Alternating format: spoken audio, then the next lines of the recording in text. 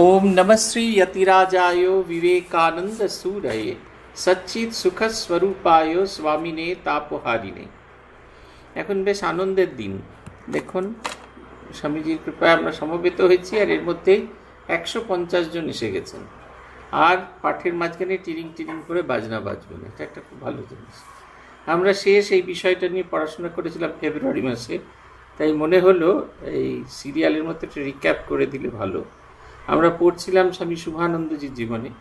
আমি ব্যক্তিগতভাবে 4 জনের জীবনী পড়ার জন্য সকলকে রেকমেন্ড করি স্বামীজির শিষ্যদের মধ্যে।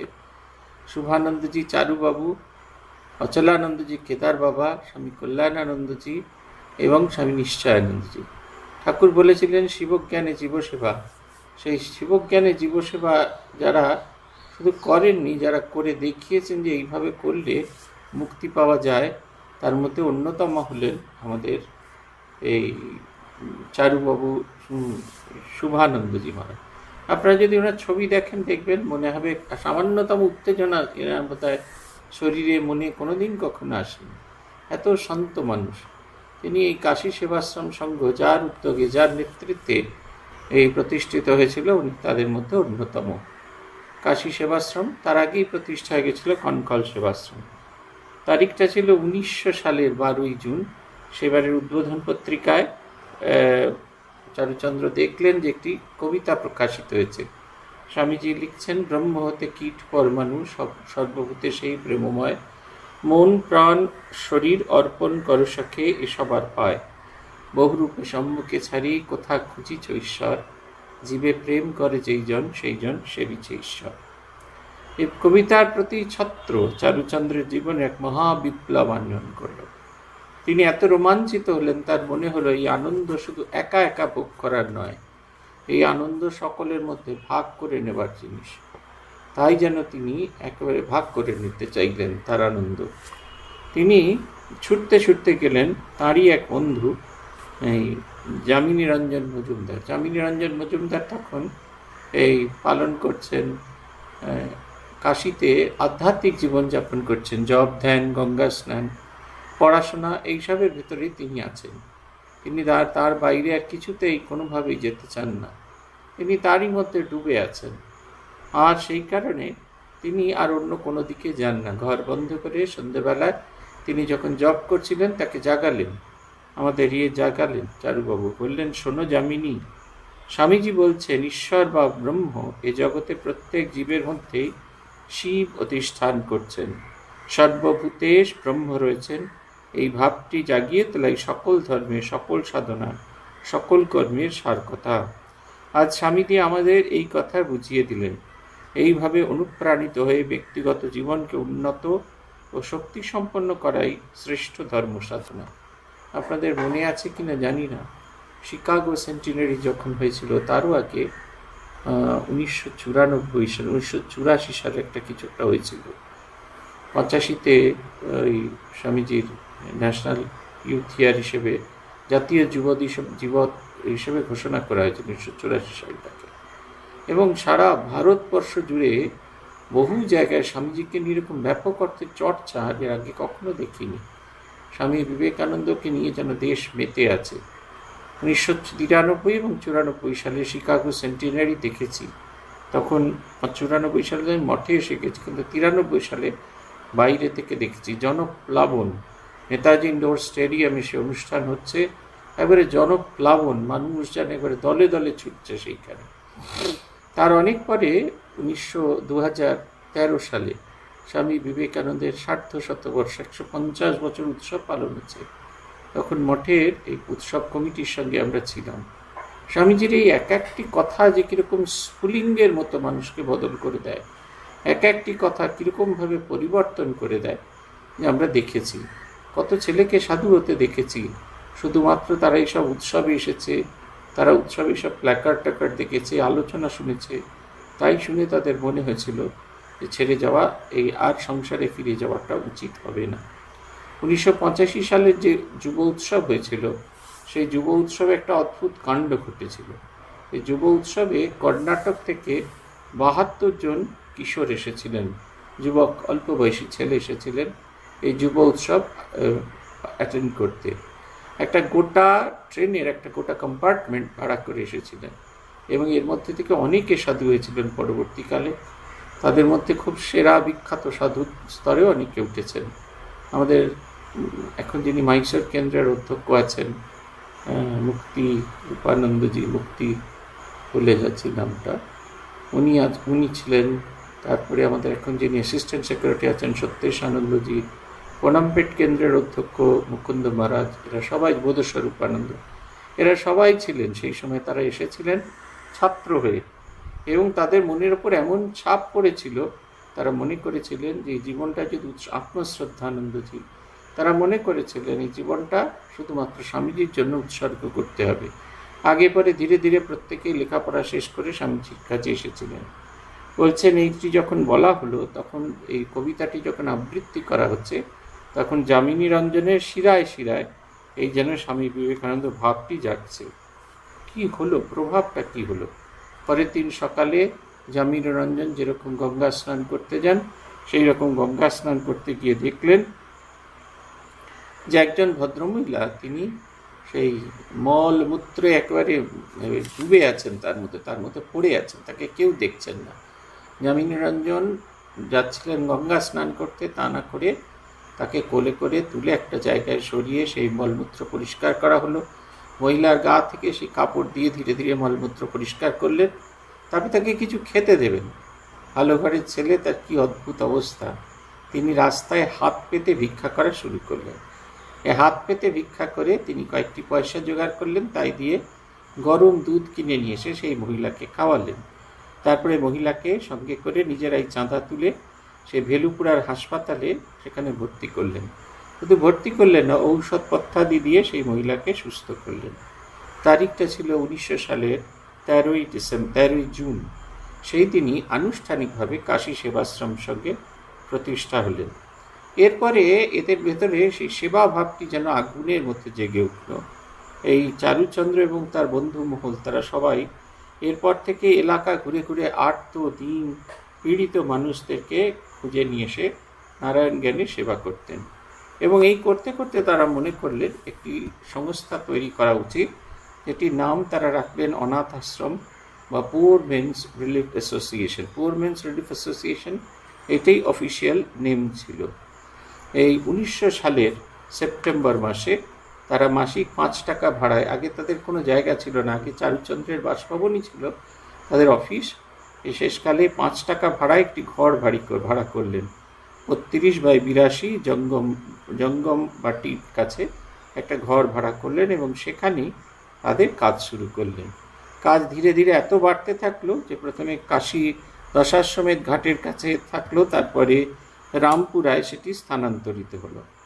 অনাথ আশ্রমের কাজ ধীরে ধীরে বর্ধিত হতে থাকলো এবং সকলেই এই যে এটা একটা ভালো জিনিস, স্বামীজির কাজ আপনি যত করবেন তত মানুষের দৃষ্টি আকর্ষণ হবে, মানুষ আপনার দিকে ফিরে তাকাবে। এটা আমরা আমাদের নিজের জীবন দিয়ে দেখেছি। আপনারা যখন মানুষের সেবা করতে চান তখন আপনা আপনি মানুষ আসেন।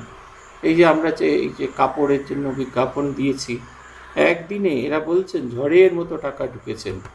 হয়তো আমাদের পুরো টাকাটা হয়নি এখনো পর্যন্ত, প্রায় হয়ে এসছে, কিন্তু মানুষ ঝড়ের মতো, চিনি না জানি না, এত রসিদ এদের কাটতে হচ্ছে। রায়কা আমি কখনো রামহরিপুরে কখনো নাকি একদিনে এত রসিদ কাটেনি।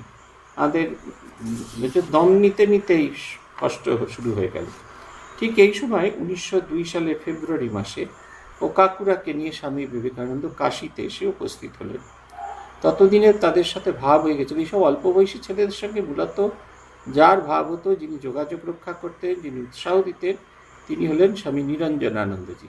আপনারা পড়েছেন আমাদের অচলানন্দজির জীবনীতে যে নিরঞ্জনানন্দজি তাদের আখাড়ায় এসেছিলেন, তাদের যেখানে আলোচনা হতো এবং সেইখানে শ্রী শ্রী ঠাকুরের জন্মতিথির দিনে ঠাকুরের ছবি বসিয়ে সেইখানে সাধন ভজন হয়েছিল।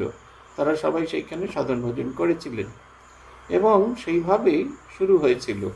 এই চারুবাবুর বাড়ি থেকেই ঠাকুরের ছবি নিয়ে এসে সেইখানে জপ, ধ্যান, প্রার্থনা, পূজা, হোম ইত্যাদি সমস্ত কিছু হয়। নিরঞ্জনানন্দজি নিত্য আসতেন। তিনি স্বামীজির কথা এবং ঠাকুরের কথা বলে তাদের আধ্যাত্মিক চরিত্র তৈরি করার চেষ্টা করলেন। এবং নিরঞ্জনানন্দজি যেখানেই গিয়েছেন, স্বামীজি বলছেন যে নিরঞ্জন স্বামী বিভিন্ন জায়গায় গিয়েছেন। তিনি কলম্বোতেও গিয়েছিলেন বৌদ্ধ ছেলেদের মধ্যে শ্রীরামকৃষ্ণের ভাব প্রচার করবার জন্য। যেখানেই গিয়েছেন সেখানেই তার অগ্নিময় বৈরাগ্যের প্রভাবে মানুষ প্রভাবিত হয়েছিল। শিবানন্দজি মহারাজ তখন তিনি কাশীতে আছেন। তারা নিরঞ্জনানন্দজি এবং শিবানন্দজি কাশীতে যখন স্বামীজি আসছেন তাকে রিসিভ করতে স্টেশনে গিয়ে উপস্থিত হলেন, এবং অল্প বয়সী ছেলেরা যারা তাদের সঙ্গে যোগাযোগ রাখতেন তারাও গেলেন। এবং সেইবারে তখন তো আমাদের থাকার জায়গা ছিল না, তখন কালীকৃষ্ণ ঠাকুরের বাগানবাড়িতেই স্বামীজির থাকার ব্যবস্থা হয়েছে, এবং সেইখানেই তারা যেতেন এবং স্বামীজির কিছু না কিছু সেবা করার সুযোগ পেতেন। একদিন অনেক রাত হয়ে যাওয়ার ফলে তার আর বাড়ি ফিরে যাওয়া হয়নি। সেদিন স্বামীজি যে ঘরে ছিলেন সেই ঘরে তিনি রাত্রিবাস করেন। স্বামীজি সেদিন তাকে বলেছিলেন, সেবা ধর্ম সহায় সর্বভূতের সহিত ঈশ্বরের ঐক্য সহজে অনুভবগম্য। তোমরা কিন্তু তোমাদের কর্মজীবনে দয়াকে উচ্চ স্থান নির্দেশ করেছ। মনে রেখো, দয়া প্রদর্শনের অধিকার তোমাদের নেই। যিনি সর্বভূতের ঈশ্বর তিনি দয়া প্রদর্শনের অধিকারী। যে দয়া করতে চায় সে নিশ্চয় গর্বিত ও অহংকৃত, কারণ সে অপরকে নিজের চেয়ে নীচ ও হীন মনে করে। দয়া নয়, সেবাই তোমাদের নীতি হোক। দেবমূর্তি জ্ঞানে জীবসেবা দ্বারা কর্মকে ধর্মে পরিণত করো। ঈশ্বর ব্যতীত অন্য কেউ জীবের দুঃখ দূর করতে পারে না। তোমরা পুয়ার মেন্স রিলিফ অ্যাসোসিয়েশন কি করবে? ফলস কালারে মার্চ করো না। তোমাদের সমিতির নাম করো হোম অফ সার্ভিস বা সেবাশ্রম। চারুচন্দ্র প্রভৃতি যুবকের চোখ খুলল। তারা সমিতির নামকরণ করলেন স্বামীজির ইচ্ছায় রামকৃষ্ণ হোম অফ সার্ভিস, যেটি পরবর্তীকালে রামকৃষ্ণ মিশন অধিগ্রহণ করার পর তার নাম হলো Ramakrishna mission home of service. এই যে স্বামীজির এই কথার এর কতগুলি দিক আছে, এগুলি সম্পর্কে একটুখানি আমরা দেখি। বলছেন, সেবা ধর্মের সাহায্যে সর্বভূতের সঙ্গে ঈশ্বরের ঐক্য সহজে অনুভবগম্য। আমরা ভগবানকে দেখিনি, ভগবানকে দেখা আমাদের সাধ্যাতীত বিষয়। আমরা ভগবানের সঙ্গে সম্পর্ক ওইভাবে করে উঠতে পারবো না। কিন্তু কিভাবে ভগবানের সঙ্গে সম্পর্ক তৈরি করব? মানুষের সেবার দ্বারা। মানুষের যত আমরা সেবা করতে পারবো, কীরকমভাবে সেবা না, ঈশ্বর জ্ঞানে যখন মানুষের সেবা করতে পারবো তখন অবশ্যই আমরা ঈশ্বরের অনুভবটি আমরা বুঝতে পারবো। খুব সহজ কিছু জিনিস আছে। আমাদের মহারাজ বলতেন, ভূতেশানন্দজি বলতেন যে কেউ কিছু করতে পারে না এরকম কথাটা ঠিক নয়, কিছু না কিছুভাবে সাহায্য করতে পারে। আমার মনে আছে একজন গল্প করছিলেন যে সেই সময় বউবাজারে বম ব্লাস্ট হয়েছিল এবং তাদের খুব খারাপ লাগছে। বহু লোক সেই বম ব্লাস্টে আহত হয়ে কলকাতা মেডিকেল কলেজে ভর্তি হয়েছিলেন এবং রক্তের হাহাকার চলতে থাকায় মেডিকেল কলেজ থেকে তখন কলকাতায় সদ্য অটো এসছে, সেই অটোয় করে করে রক্ত চেয়ে বিভিন্ন পাড়ায় পাড়ায় পল্লীতে পল্লীতে ঘুরে বেড়াচ্ছিল। সেই ছেলেটির মনে হলো যে সে তো আর কোনোভাবেই এদের সাহায্য করতে পারে না, কারণ তার কাছে টাকা পয়সা নেই। সে যে টাকা পয়সা দেবে এই আন্দোলনকে কোনোভাবেই সম্ভব ছিল না। সে গুটি গুটি পায় তার 2-3 জন বন্ধুকে নিয়ে মেডিকেল কলেজে এসে উপস্থিত হলেন 1 বোতল করে রক্ত দিতে। যেমন বিভিন্ন ব্লাড ডোনেশন ক্যাম্পে 1 বোতল করে রক্ত দেওয়া যায়, সেরকম 1 বোতল করে রক্ত তারাও দিলেন। এর ঠিক 6 মাস বাদে তার বাড়িতে একটি চিঠি এলো যে আপনারা যারা এই কাজের রক্ত দিয়েছিলেন আপনাদের সকলকে আমরা একসঙ্গে দেখতে চাই। কলকাতা মেডিকেল কলেজে কম্বাইন্ড ক্লাস হয় একটা বড় অ্যাসেম্বলিতে, গ্যালারি সিস্টেমে এই ঘরটি নির্মিত আছে। সেই ঘরে যাওয়া মাত্র চিঠিটি সঙ্গে করে আনতে বলেছিল। সে দেখলো, সেইখানে গিয়ে দেখলো তার চিঠির যে পোস্টকার্ডের রং আর বাকিদের যে পোস্টকার্ডের রং সেগুলো আলাদা। সে যে মুহূর্তে সেই তার চিঠিটা দেখার সঙ্গে সঙ্গে তাকে একটি আলাদা জায়গায় বসানো এবং বাকিরা অন্য জায়গায় একসঙ্গে সবাই বসলেন, তাকে আলাদা করে দেওয়া হবে। এবং তারপরে সেইখানে এই রক্ত দেওয়াটা কত গুরুত্বপূর্ণ এই নিয়ে আলোচনা হলো এবং সেই দিনই সে প্রথম জানলো সে একটি রেয়ার ব্লাড গ্রুপের অধিকারী এবং তাকে একবারে সেই ভিআইপি ট্রিটমেন্ট দেওয়া হলো। বললো এরপর থেকে কোথাও বাইরে নয়, সেই পর থেকে আমাদের কাছে আপনি রক্ত দেবেন। সেই ছেলেটি বলেছিল আমাকে যে আমার যে কী আনন্দ হলো, কী আনন্দ হতে থাকছিল যে আমিও দিতে পারি, আমি যে সামথিং স্পেশাল। বলছেন এই আনন্দ ঈশ্বর অনুভূতির চেয়ে কোনো অংশে কম না। এই যে স্বামীজি এখানে বলছেন না যে সেবা ধর্ম সহায়তায় সর্বভূতের সহিত ঈশ্বরের ঐক্য সহজে অনুভবগম্য, হৃদয়ের প্রসারণ হয়। একেবারে 1 থেকে 100 ভাগ সত্য, হৃদয়ের প্রসারণ হয়। আমরা দেখতাম স্বামী দিব্যানন্দজি মহারাজকে সারা সপ্তাহ ধরে কলেজ করতেন। আপনারা তো জানেন রহুড়া কলেজ তখন কত অশান্ত ছিল। মানে আমরা পলিটেকনিক কলেজ করেছি, 1 সপ্তাহে 3 বার ঘেরাও হয়ে ক্লান্ত হয়ে গেছি। উনি রোজ ঘেরা হতেন। তারপরে ওনাকে বিভিন্ন জায়গায় গিয়ে ফান্ড কালেকশন করতে হতো। এছাড়াও উনি নিয়মিত কলেজে ছাত্রদের পড়াতেন। কলেজে, রহড়া কলেজে যত ছাত্র ছিল সবাইকে তিনি ব্যক্তিগতভাবে চিনতেন। এর বাইরে একটা দারুণ পরিচয় আছে মহারাজের। মহারাজ প্রত্যেক শনিবার সকালবেলা বেরিয়ে পড়তেন। তার যারা ছাত্র ছিল, যারা ডাক্তার হয়েছেন, তাদেরকে সঙ্গে করে নিয়ে মোবাইল মেডিকেল ক্যাম্প শুরু করতেন হিঙ্গলগঞ্জ, সুন্দরবন এইসব অঞ্চলে। তখন চিকিৎসা কাকে বলে এই সুন্দরবন বা আমাদের দক্ষিণ 24 পরগনার মানুষরা জানতেন। এরা এই ইয়েতে করে, লঞ্চে করে এক জায়গা থেকে আরেক জায়গায় যেতেন। আগে ঠিক করা থাকতো, লঞ্চ থেকে নেমে তারা কোনো একটা বাড়িতে ওষুধপত্র নিয়ে চিকিৎসা করতেন, অথবা কখনো কখনো লঞ্চটাকে ওই এর গায়ে বেঁধে ওই সেই পাটাতন ফেলে একজন একজন করে রোগী নিয়ে আসা হতো। মহারাজের কাছে আমরা শুনেছি যে কি আর তো সমস্ত মানুষ, চোখে ছানি পড়েছে, চোখের ছানি অপারেশন করা যাচ্ছে না, তার কারণ তাকে অন্য হাসপাতালে নিয়ে যাওয়া যাচ্ছে না, হাসপাতাল নেই। আর যে সামান্য যে ছোট একটি রুরাল হেলথ সেন্টার আছে সেখানে চোখের ছানি অপারেশন হয় না। শুধুমাত্র অপারেশন করার অপে একটা ভালো সুস্থ মানুষ তিনি অন্ধে রূপান্তরিত হচ্ছেন। এই যে কাজটা মহারাজকে করতে দেখেছিলাম, এটা 1 দিন 2 দিন নয়, দিনের পর দিন, মাসের পর মাস তাকে এই কাজটি করতে দেখেছিলাম। মহারাজ যখন এই গল্পগুলো আমাদের বলতেন, আমাদের একদম রক্ত গরম হয়ে যেত। এইবার যেখানে দীক্ষা দিতে এসেছিলেন, ওনার অভিজ্ঞতার কথা বলছিলেন, জেলে গিয়ে যখন কাজ করেছিলেন মানুষজনদের। মহারাজ বলতেন সেই সব ছেলেরা যখন বাইরে বেরিয়ে আসে তখন দেখে তাদের খুব আনন্দ হয়। একজন এখন বর্তমানে নেতা, তিনি তখন জেলে ছিলেন, তখন মহারাজ তাদের পড়াতে যেতেন। তার সঙ্গে একদিন দেখা হয়েছিল কোচবিহারে কোনো একটি জায়গায়। তিনি জিজ্ঞেস করছিলেন যে আপনি আমায় চিনতে পেরেছেন, আমাকে কোথায় দেখেছেন বলুন তো। মহারাজ বলছেন এখন তো সে নেতা, তার কথা যদি সকলের সামনে বলে দিই মুশকিল হয়। বলছে হ্যাঁ তোমায় দেখেছিলাম ভেতরে, মানে ভেতরে কোন কার ভেতরে সেটা আর বলছেন না, কিন্তু মানুষের জীবনের একটা উত্তরণের গল্প বলেছেন, যে লোক অপরাধ করে ভেতরে গেছে, বাইরে ফিরে এসে সে একটি নতুন জীবনের সন্ধান দেখেছেন। রাশি রাশি গল্প এরকম বলেন, এবং প্রত্যেকটি সত্য ঘটনা, প্রত্যেকটি তিনি তার জীবন দিয়ে অনুভব করেছেন। এটা হচ্ছে কথা। এই স্বামীজি বলছেন না যে একমাত্র সেবা ধর্ম সহায় সর্বভূতের সঙ্গে ঈশ্বরের ঐক্য অনুভবগম্য। এই যত আমরা মানুষকে সেবা করতে পারবো, এই সেবার মধ্যে দিয়ে আমরা সহজেই ঈশ্বরের ভালোবাসা, ঈশ্বরের কৃপা সহজে অনুভব করতে পারবো। কিন্তু এদের একটা দৃষ্টিভঙ্গির ফারাক ছিল, যেটা আমাদের সকলের আছে। আমরা মনে করি আমরা সেবা করি না, আমরা মানুষকে দয়া করছি। দেখছিলাম এই যখন করোনা কাল চলছে, আমফান হয়েছে, বহু গোষ্ঠী নানা জায়গা থেকে দামি দামি লোকেরা এসছেন এ দিতে, বিভিন্ন জায়গায় রিলিফ দিতে। আমাদের আসা যাওয়া কাজের ফাঁকে ফাঁকে দেখতাম একটি গোষ্ঠীকে দেখলাম খুব বড় করে সভা করেছে। সভা এতক্ষণ ধরে হচ্ছে, এই দুপুর থেকে শুরু হয়েছে। আমরা যখন রিলিফ দিতে যাচ্ছি তখন দেখলাম সভা চলছে, তারও আগে থেকে শুরু হয়েছে। আমরা যখন ফিরে এসেছি তখনও সভা চলছে।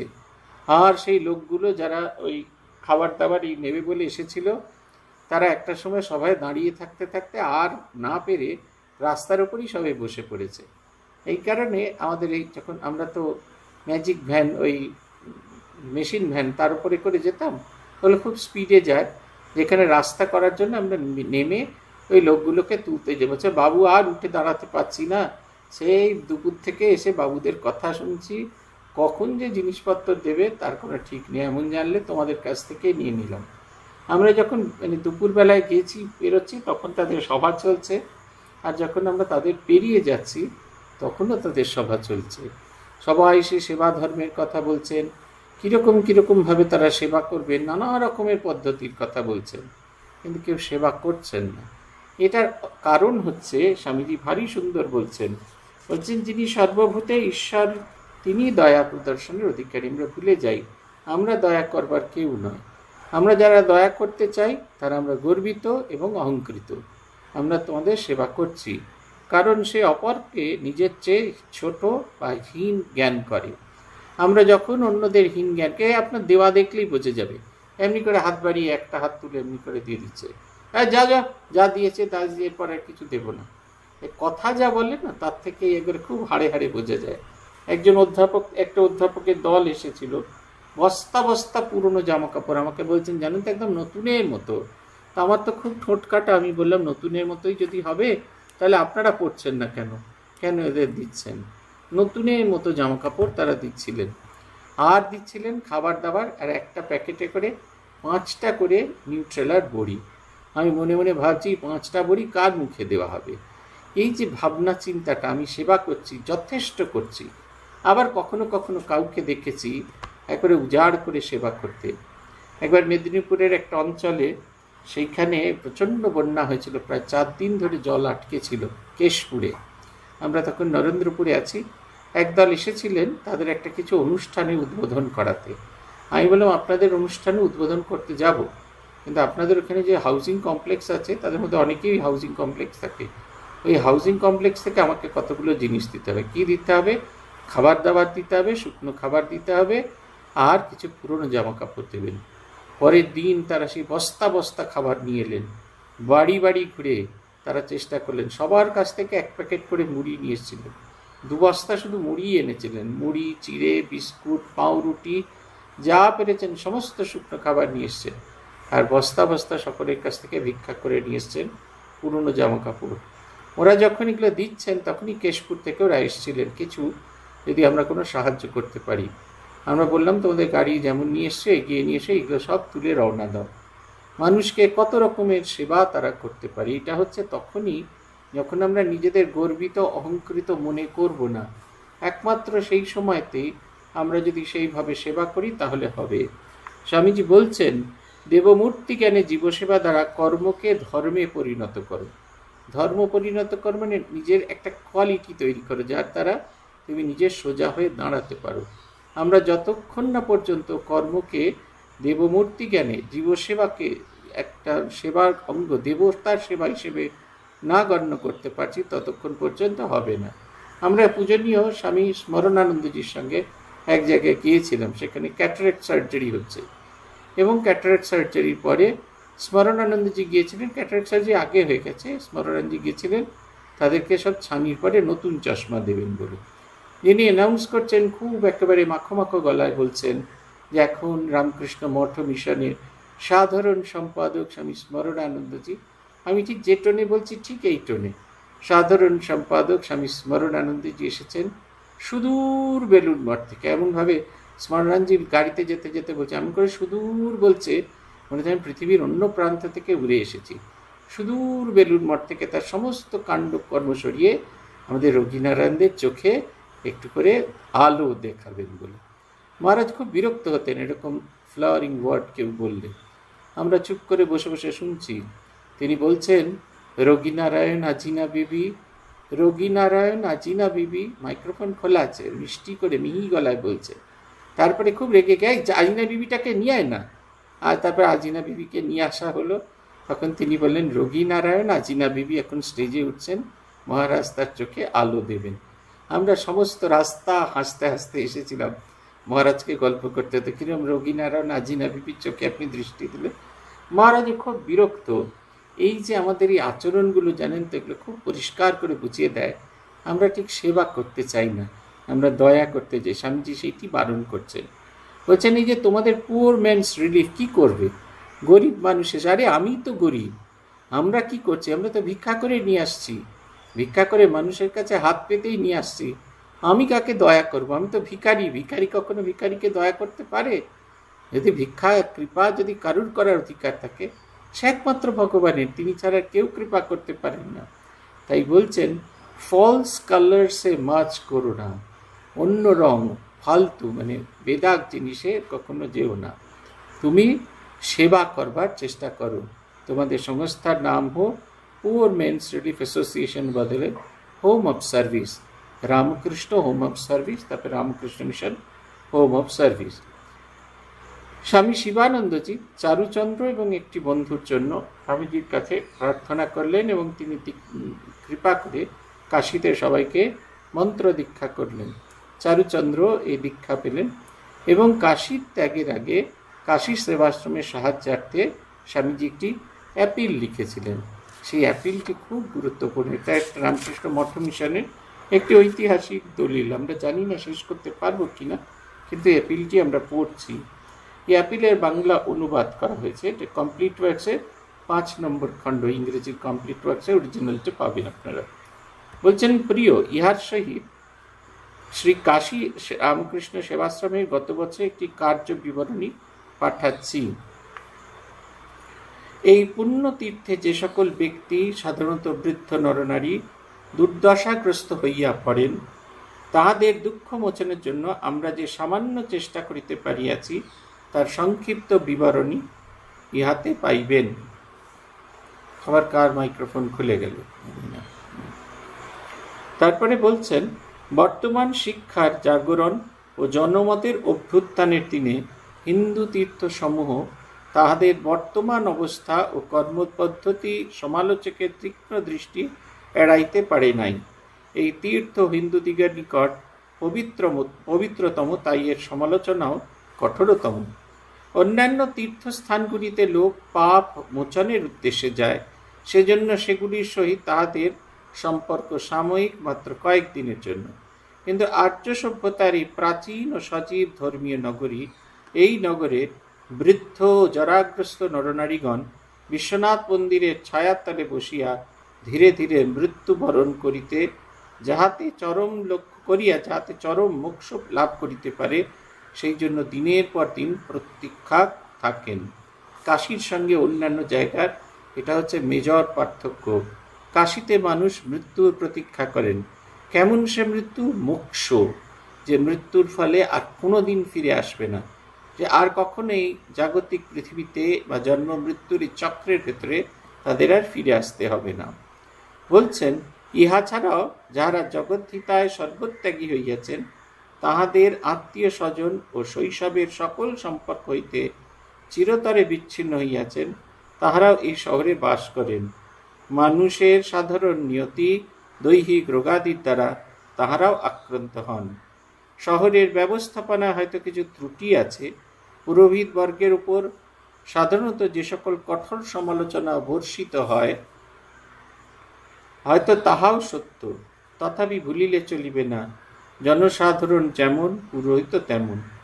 যদি লোকে জোড় হাতে কেবল এক পার্শ্বে দাঁড়াইয়া থাকে এবং দুঃখের এই দুর্বার স্রোত যাহা তাদের গৃহে প্রবেশ করিয়া গৃহের প্রাস দিয়া প্রবাহিত হইয়া আবাল বৃদ্ধ বনিতা সন্ন্যাসী গৃহস্থ সকলকেই অসহনীয় দুর্ভোগের আবর্তনে ফেলিয়াছে, কেবল দেখিতেই থাকে এবং এই প্রবাহ হইতে কাহাকেও বাঁচিবার চেষ্টা না করিয়া তীর্থের পুরোহিতকুলের অন্যায় কার্যের শুধু বাগাড়ম্বরপুর সমালোচনা করে, তাহলে এই দুর্ভাগ্যের এক কণাও কমিবে না এবং কেহই ইহাতে উপকৃত হইবে না।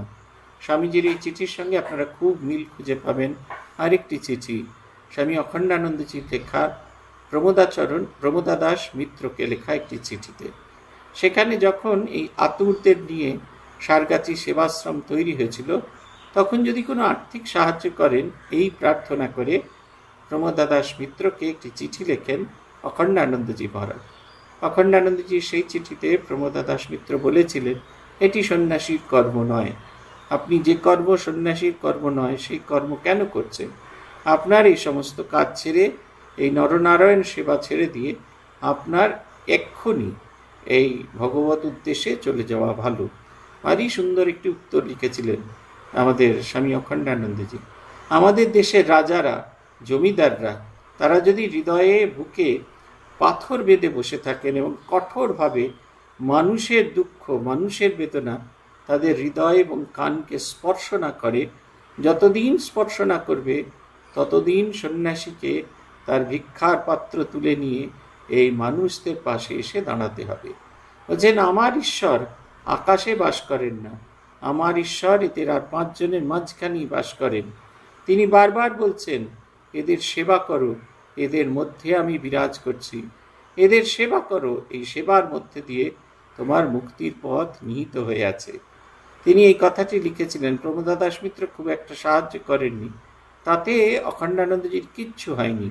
অখণ্ডানন্দজি প্রাণপণ দিয়ে সেবা করছে। ঠিক একই জিনিস বলছে, বলছেন আমাদের পুরোহিতরা আমাদের অত্যাচার করে, পুরোহিতরা অত্যাচার করে এবং আমরা তার সমালোচনা করে বেড়াই।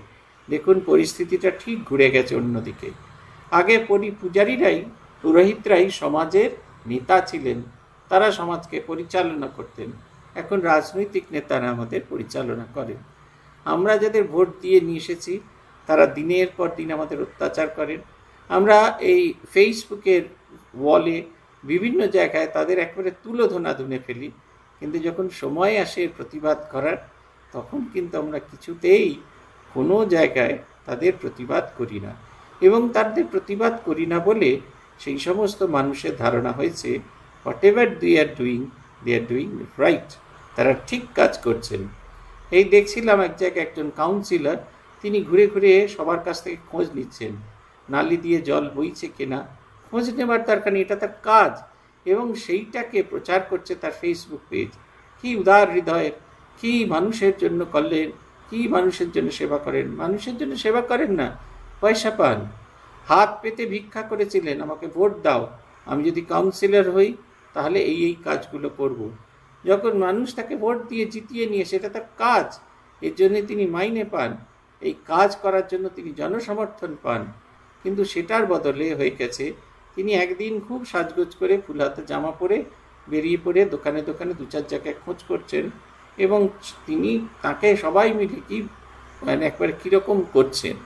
আমরা দেখেছি ওই জায়গা যেখানটি ছবি দেখছিলাম, ওই জায়গাগুলো দিয়ে আমরাও গিয়েছি।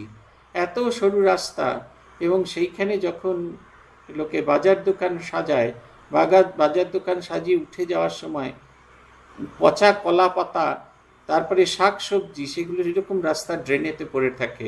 আমার মনে আছে একদিন বৃষ্টিতে সমস্ত জায়গায় জলে পূর্ণ কেন, এই যে সমস্ত জিনিস এই বিভিন্ন জায়গায় পড়ে থাকে সেইগুলো গিয়ে হাইড্রেনের মুখটাকে আটকে দিয়েছে, ফলে জল কোনোভাবেই যাচ্ছে না, আর সমস্ত পল্লী জলপ্লাবিত। মানুষ দোতলার বারান্দা থেকে দেখছে, কিন্তু এসে কেউ সেবা করছে না। বলছেন প্রশ্ন এই, শিবের এই চিরন্তন স্থান মোক্ষলাভের অনুকূল বলিয়া আমাদের পূর্বপুরুষগণ যেরূপ বিশ্বাস করিতেন, আমরাও কি সেরকম বিশ্বাস পোষণ করিতে চাই? যদি তাই হয় তবে মরণার্থী ব্যক্তিগণের বৎসরের পর বৎসর এখানে আসিয়া সংখ্যাবৃদ্ধি করিতে দেখিয়া আমাদের আনন্দ লাভই করা উচিত। দুঃখীগণের মোক্ষ লাভের জন্য এই চিরন্তন ঐকান্তিক আগ্রহ দেখিয়া আমাদের শ্রী ভগবানের নামে জয়গান করাই উচিত। যেসব দুঃখার্ত ব্যক্তি এই স্থানে মৃত্যুবরণ করিতে আসে, তাহারা নিজ নিজ জন্মস্থানের প্রাপ্য সমস্ত সাহায্য হইতে স্বেচ্ছায় বিচ্ছিন্ন হইয়া তাহারা যখন রোগাক্রান্ত হন, তখন তাহাদের যে কি অবস্থা হয় তাহা অনুভব করিবার ভার হিন্দু হিসেবে আপনারা কি উহার কি প্রতিকার করিতে পারেন, তাহা ভাবিয়া দেখিবার ভার আপনাদের বিবেকের উপর ন্যস্ত করিয়াছে। স্বামীজি একবারে কি সুন্দর করে বলছেন, যেদের দুঃখ কীরকমভাবে আপনি অতিক্রম করতে পারেন, এই ভাবনা চিন্তা আপনি কেমন করে করবেন আপনার উপর ভার ছেড়ে দিচ্ছি, আমি বলছি না। তিনি এইটুকু বলতেও লজ্জা পাচ্ছেন, এটুকু ভাবতেও লজ্জা পাচ্ছেন যে আমরা অন্যের দুঃখের ভার গ্রহণ করতে রাজি হচ্ছি না। ভ্রাতৃগণ অন্তিম বিশ্রামের প্রস্তুতি এই অদ্ভুত স্থানের আশ্চর্যকর আকর্ষণের বিষয় স্থির চিত্তে আপনারা কি চিন্তা করিতে পারেন না? মৃত্যুর মধ্যে দিয়া মোক্ষের দিকে গমনশীল তীর্থযাত্রীদের এই অবিরাম প্রবাহ আপনাদিগকে কি বিস্ময়ান্বিত শ্রদ্ধার ভাবে আবিষ্ট করে না? যদি করে তবে আসুন আমাদিগের এই কাজের জন্য আপনাদের সহৃদয় হস্ত প্রসারিত করুন। মানুষকে বলতে হয়, জানেন তো, কাজ করছি। অনেকে বলেন কেন বিজ্ঞাপন দেন, কেন প্রচার করেন? কারণ মানুষকে জাগাতে হয়। সে রবীন্দ্রনাথের এই রজনীকান্তের গান আছে না, জাগাও পথিকে সে যে ঘুমিয়ে অচেতন। আমরা ঘুমিয়ে অচেতন হয়েছি, যে ঘুমিয়ে অচেতন হয়ে আছে তাকে জাগাতেই হয়। আপনাদের দান হয়তো সামান্য, আপনাদের সাহায্য হয়তো নগণ্য, তবু কুণ্ঠাবোধ করবেন না। সেই প্রাচীন প্রবাদ তৃণগুলিকে একত্রে করিয়া রজ্জুমা দিলে প্রচণ্ড মদমত্ত হস্তিকেও উহার দ্বারা বাঁধিয়া রাখা যায়। বিশ্বনাথাশ্রিত সর্বদা আপনাদেরই বিবেকানন্দ। আমরা অনেক সময় মনে করি আমাদের কতটুকু বা সামর্থ্য আছে, সেই কারণেই সন্ন্যাসীদের মাধুকরী করতে বলা হয়। মাধুকরী কেন না, মৌমাছি যেমন প্রত্যেক ফুল থেকে একটু একটু মধু নিয়ে এসে তার মধুভাণ্ডটা পূর্ণ করে, আমরা যখন সেই মধুভাণ্ডটার দিকে তাকাই তখন সেই মধুভাণ্ডে যে একটু একটু ফুলের একেবারে সম্মিলিত যে রূপ, সেটা তখন অনুভব করতে পারি। সেই কারণেই অনেকেই আপনারা মনে করেন আমার সামান্য দান আমি কি করে দেব, কেন নেবে আমার কাছ থেকে, তা কিন্তু কথা নয়। বিন্দু বিন্দুতেই সিন্ধু রচনা হয়, এবং মানুষ যে এই বিন্দু বিন্দু করেই এগিয়ে আসেন, এবং এই তাদের সামান্য দানই আমাদের অসামান্য কাজ করতে সাহায্য করেন, এটি কিন্তু প্রমাণিত হয়েছে। একবার দুবার নয়, বারবার প্রমাণিত হয়েছে। মানুষ এইভাবেই দিনের পর দিন কাজ করে গেছেন, এবং তাদের বিন্দু বিন্দু সাহায্য সেটাকে একটা বিশাল কাজে পরিণত করেছে। তাই বলছেন যেমন যে তৃণগুচ্ছগুলিকে একত্রিত বেঁধে, তৃণ একটা দেখতে খুব সাধারণ, টানলেই ছিঁড়ে যাবে, কিন্তু যখন সেগুলিকে গুচ্ছ করে বাঁধা হয়, তা দিয়ে যে দড়ি হয় তাই দিয়ে মদমত্ত হাতিকেও বেঁধে রাখা যায়। তাই এদের কথা ভাবুন, এদের জন্য সাহায্য করুন। তাই বলছেন বিশ্বনাথশ্রিত সর্বদা আপনাদেরই বিবেকানন্দ। এটি স্বামীজির অ্যাপিল। স্বামীজির দুটো বিখ্যাত অ্যাপিল আছে। একটি আগেরটি আমরা পড়েছি, সেটা হচ্ছে এরা যখন কলকাতায় এসেছিল সেই সময় তিনি একটি অ্যাপিল করেছিলেন, এবং দ্বিতীয় অ্যাপিলটি এইটি কাশী সেবাশ্রম সে উদ্যোগ তৈরি করার সময় তিনি এই মানুষজনকে এগিয়ে আসতে বলেছিলেন সাহায্য করার উদ্দেশ্যে। আজ এই পর্যন্ত। ওম প্রণতানাম প্রসীদত্বম দেবী বিশ্বাতিহারিণী ত্রৈলোক্যবাসিনামিড্ডে লোকানাম वरदा भव। ओम शांति ओम शांति ओम शांति। हरि ओम तत्सत्। श्री रामकृष्णार्पणमस्तु।